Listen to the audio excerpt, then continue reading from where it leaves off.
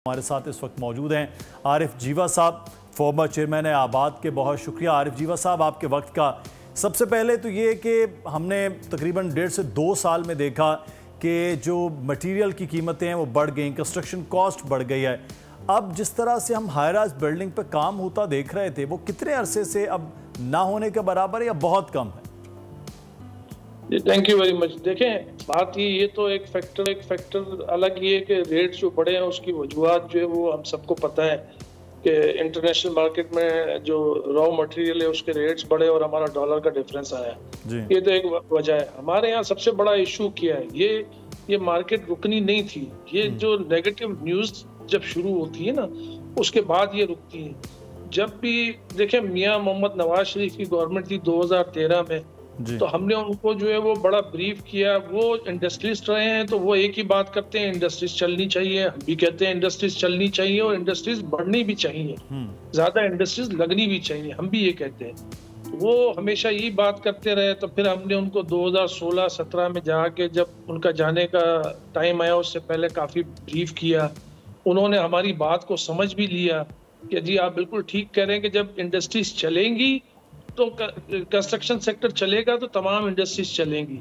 यही बात अभी पीडीएम की गवर्नमेंट आई, जब एक रनिंग में कंस्ट्रक्शन सेक्टर बहुत पीक पे जा रहा था, फिर जो है वो बयानात आना शुरू हो गए मिनिस्टर साहिबान के, ब्यूरोक्रेसी के कि जी कंस्ट्रक्शन सेक्टर जो है वो खा गया इंडस्ट्रीज को। हम ये समझाते रहे हैं और आज भी ये समझा रहे हैं और मियाँ साहब की समझ में आ गई थी 2016-17 में। लेकिन फिर इत्तेफाक ये हुआ कि वो चले गए और फिर प्राइम मिनिस्टर आए शाहिद साहब, तो जाहिर है आपको वो इतनी पावर्स नहीं थी उनके पास। हम ये समझाना चाह रहे हैं कि एक ऑटो इंडस्ट्री है, एक गाड़ी जो है यहाँ पे मैन्युफैक्चर होती है पाकिस्तान के अंदर, उसके पार्ट्स वो पार्ट्स की जो फैक्ट्रीज हैं वो तब चलती हैं जब वो पार्ट्स जो है उसकी गाड़ियां मैन्युफैक्चर होती है। इसी तरीके से घर जब बनते हैं उसमें स्टील लगता है, सीमेंट लगता है और वो इंडस्ट्रीज चलती है, टाइल्स लगता है, एल्युमिनियम लगता है, ये सारी चीजों की इंडस्ट्रीज चलती है। ये हम समझाते आ रहे हैं काफी अरसे से। फिर अभी जो पीडीएम की गवर्नमेंट रही 1.5 साल, मियाँ शहबाज शरीफ जो प्राइम मिनिस्टर रहे, उनसे तो हमारी कोई इत्तेफाक से मीटिंग ही नहीं हो सकी। पूरे 1.25 साल के अंदर कोई टाइम ही नहीं मिला हमें कि हम उनको ब्रीफ कर सकें, क्योंकि उनको हमेशा ये ब्रीफ किया जाता है कि साहब फिर हम ये समझें कि आपके साथ जुड़ी हुई तकरीबन बिलवास्ता और बिलावास्ता तौर पर कुछ 70-72 इंडस्ट्रीज हैं, वो अब काम सब में ठप है क्योंकि आपका काम इस वक्त बहुत ठप है? जी एक्चुअली ठप है ना। उनको तो दो तरफ से मार पड़ी इंडस्ट्रीज को। तो एक तो इंटरेस्ट रेट बढ़ गया उनका, वहां से मार पड़ी। फिर हमारा जब काम स्लो हुआ तो उनका भी जो है वो बेसिक वो इशू आया कि जब हमारे पास से ये सारा डिमांड एंड सप्लाई का खेल है ना। जब हमारी सप्लाई बंद हुई तो हमने इनसे डिमांड कम कर दी। ये तो सिंपल फॉर्मूला है। दूसरा जो फैक्टर आया वो ये आया कि जी ओवरसीज पाकिस्तानी ने जब ये 1.5 साल पीडीएम की गवर्नमेंट रही है और नेगेटिव न्यूज इन्होंने रियल एस्टेट सेक्टर के बारे में दी, तो ओवरसीज पाकिस्तानी ने वहां से रेमिटेंस भेजना छोड़ दिया। हम ये बात समझाते रहे, ये बात जो है वो पीटीआई गवर्नमेंट को भी समझ आई और मियाँ शहबाज शरीफ को भी आखिरी दिनों में समझ आई, मियाँ नवाज शरीफ को, कि जी ये जो ओवरसीज पाकिस्तानी है ये किस्तों में पैसे भेजता है। जो टैक्सी ड्राइवर न्यूयॉर्क में टैक्सी चला रहा है उसके पास जो है वो टैक्स इतना पे नहीं करता, तो वो हर महीने जो है वो 2-3 लाख रुपए पाकिस्तानी के बराबर वो डॉलर भेजता है। वो प्रॉपर्टी में इन्वेस्ट करता है, कुछ घर के खर्चे के लिए भेजता है, कुछ प्रॉपर्टी में इन्वेस्ट करता है। वो इंडस्ट्री नहीं लगा सकता, वो महीने के 5 लाख रुपए भेजकर वो इंडस्ट्री नहीं लगा सकता, वो प्रॉपर्टी में। हाँ, ये बात जरूर है कि हम बार बार ये समझाते रहे इनको और इनको समझना चाहिए। हम खुद भी कहते हैं कि जी जो बिल्टअप प्रॉपर्टी है, बने हुए घर हैं या घर बन रहे हैं या जो बिल्डिंग्स बन रही हैं, जो अपार्टमेंट बन रहे हैं, उसमें इन्वेस्टमेंट के लिए आप जो है वो हमारी जरूर इसाक डार साहब से बहुत अच्छी मीटिंग रही थी, उन्होंने ब्रीफ किया था जब अभी लास्ट मिनिस्टर थे इसाक डार साहब, उनसे हमारी बात हुई। उन्होंने इस चीज को जो है वो माना कि जी पैसा जो है वो कंस्ट्रक्शन सेक्टर में जो है वो आना चाहिए, ना कि रॉ लैंड के अंदर आना चाहिए। उन्होंने ये बात मानी भी और हमें कहा कि हम इसमें क्या कर सकते हैं। हमने कहा आप जो है जो ऑफिशियली पैसे वहां से भेजता है यूरोप या अमेरिका से, उसको हम भी कोई बेनिफिट देंगे और आप भी दें। तो उन्होंने मेरा ख्याल है कोई इनामी स्कीम अभी निकाली थी शायद जाने से कोई 15-20 दिन पहले रेमिटेंस के ऊपर। तो उन्होंने फिर जब देखिए मुशावरत तो हमारी थी, लेकिन आरिफ जीवा साहब ये भी कहा गया कि आपके सेक्टर को बहुत ज़्यादा, जैसे टैक्स एमनेस्टी थी वो भी आप लोगों के लिए दी गई, छूट भी आप लोगों के लिए दी गई, किसी किस्म की कोई रोकथाम भी नहीं थी, पैसा कहाँ से आ रहा है।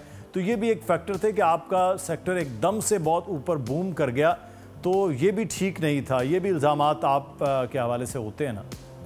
नहीं, उसमें देखिए बूम बिल्कुल कर गया और हर दुनिया में हर जगह होता है।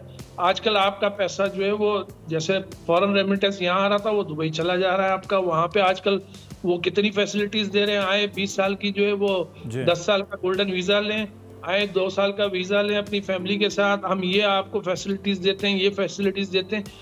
वो सिर्फ प्रॉपर्टी में इन्वेस्ट करा रहे हैं।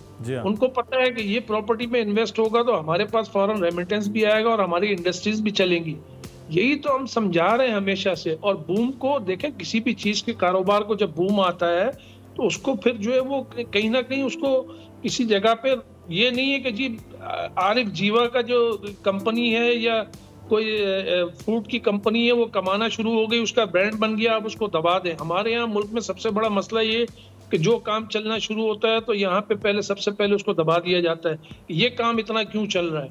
अरे वो चल रहा है तो आपको टैक्स भी पे कर रहा है, वो ऐसे तो नहीं चला रहे हैं वो। आप बताएं ना, दुनिया में ब्रांड बनते हैं हर चीज के, कंस्ट्रक्शन सेक्टर में भी ब्रांड बनते हैं। हमारे यहाँ किसी चीज को, किसी भी, मैं सिर्फ कंस्ट्रक्शन सेक्टर की बात नहीं कर रहा, क्यों ब्रांड नहीं बनने देते हम? हमें ब्रांड बनने देना चाहिए यहाँ पर। एक जो है हम दुनिया में आप देखें, इंडिया से लोग जो है वो अमीर तरीन लोगों की लिस्टों में आते हैं, पाकिस्तान से क्यों नहीं आते? इसलिए नहीं आते कि यहाँ डरते हैं लोग कि हम ब्रांड बनेंगे तो हमारे पर सुपर टैक्स इम्पोज हो जाएगा, हम ज्यादा कमाना शुरू करेंगे तो फलाने जो है वो इदारे हमारे पीछे लग जाएंगे।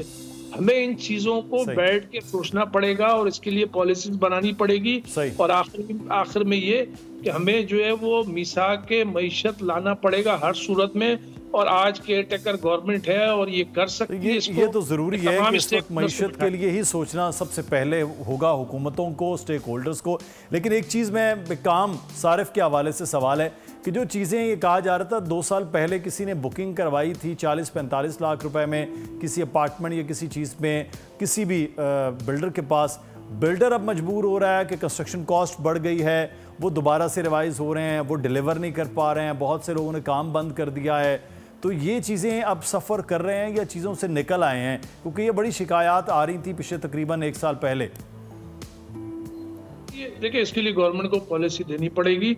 अगर कोई शख्स जो है वो 1 लाख रुपए टन सरिया लेके बिल्डिंग डिजाइन कर रहा था या 500 रुपए का सीमेंट बैग लेके डिजाइन कर रहा था, आज स्टील जो है वो 2,60,65,000 रुपए पे चला गया, जो 3 लाख तक गया था। आज सीमेंट 1,200 रुपए पे चला गया। तो वो कोई वॉल्यूम थोड़ा तो नहीं, कहाँ से बनाएगा? ऑटो सेक्टर में आपने देखा कि जब जो है वो डॉलर का डिफरेंस आया और रेट बढ़े चीज़ों के, तो उन्होंने जो उनकी बुक्ड कार्स थी उसकी प्राइस जो है रिवाइज कर दी। वो जो 5 मिलियन की कार थी उसके उन्होंने 10-10 मिलियन रिवाइज करके किए, 7 मिलियन किए, 10 मिलियन किए।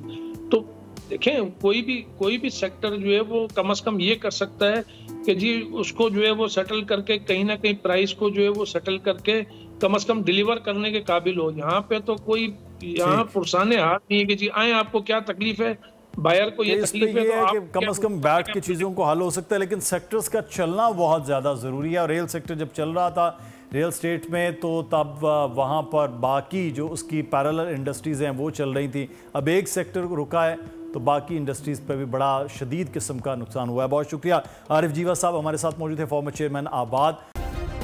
सब्सक्राइब करें और बेल दबाएं ताकि कोई खबर रह न जाए।